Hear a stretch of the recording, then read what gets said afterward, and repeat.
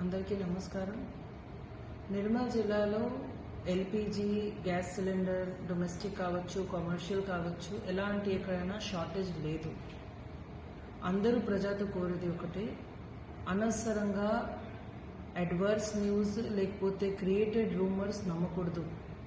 మీ అందరూ రూమర్స్ నమ్మి panic booking చేస్తేనే అనవసరంగా డిమాండ్ పెరుగుతుంది.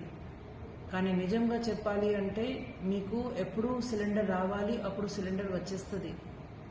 Every day door to door cylinders distribution జరుగుతుంది.